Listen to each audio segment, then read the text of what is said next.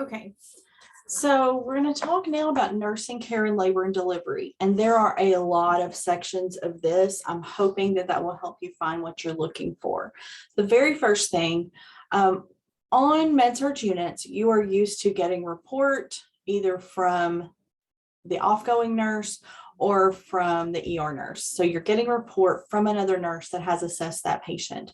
If you've worked in ER at all, you may have worked with a triage nurse. So the triage nurse gets the patient and starts that assessment process. When we talk about triage assessment, the goal is to find out, basically, is anyone going to die right away? If not, is anyone going to come to serious harm right away? And then we move on to things that are less serious. So in OB, our patients usually do not go through the ER. They may sometimes be checked into an ER. Once it's discovered they have an OB problem, then they're transferred to the floor. But more often, a patient comes in and says, I need to go to OB, I'm in labor, my water broke, whatever.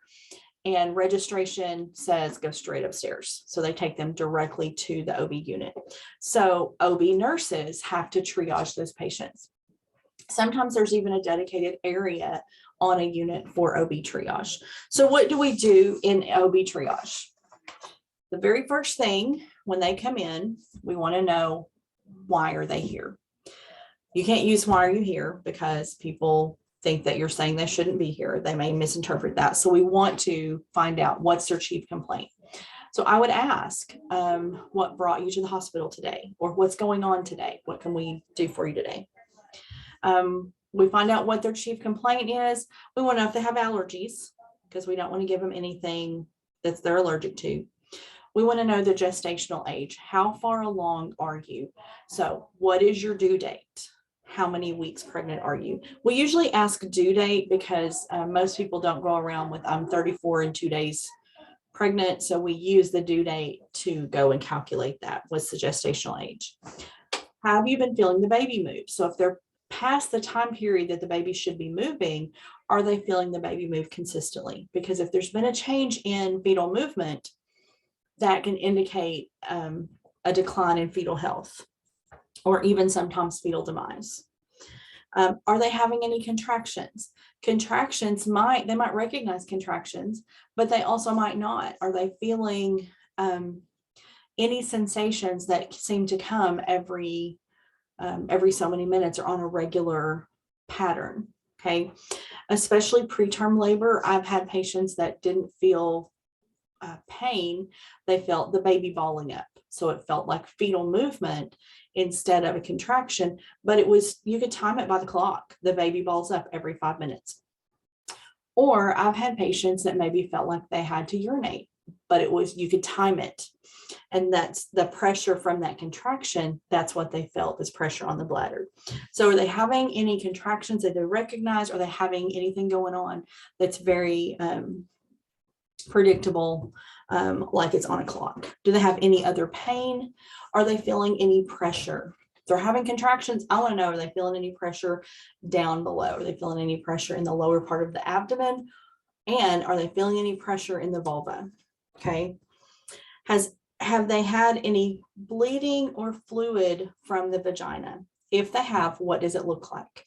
Is it bright red? Is it dark red? Is it blood streaked mucus? Is it clear water? Is it green colored water? What does it look like? Because there's a lot of things we can determine based on that. Have they had any headaches, visual disturbances, or epigastric pain? Every pregnant woman that comes in the hospital really needs to be screened for preeclampsia with those questions. Pretty simple and quick. If they're having any of those symptoms, we need to be evaluating for preeclampsia. They need to be placed on a fetal monitor. Usually we're asking all those questions while we're doing that.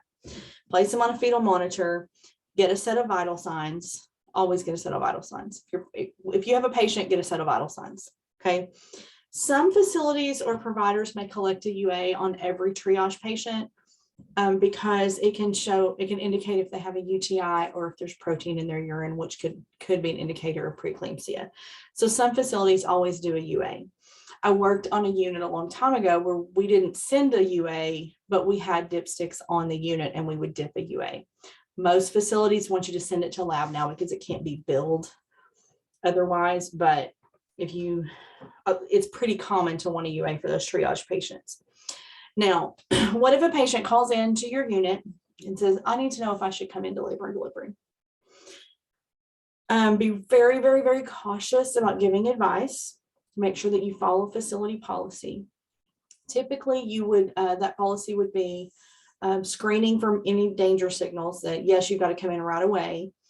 But you also want to always make sure you let people know if you have any question, if you're not sure, if you feel like something's wrong, make sure you come to the ER or to the unit. Make sure you come in and let us check out. Typically in those telephone triage conversations, if there's not an actual policy, you always want to err on the side of having people come in and get checked, because you don't want to tell someone stay home, you're fine, and find out later they came to harm because you didn't have all the information. So telephone triage is very legally risky. You don't want to be in that situation without some guidelines. If you are, and labor nurses get lots of should I come in calls, you probably want to be really cautious about what advice you give. Okay, so the next thing we're going to talk about is the prenatal record and how it applies to labor and delivery.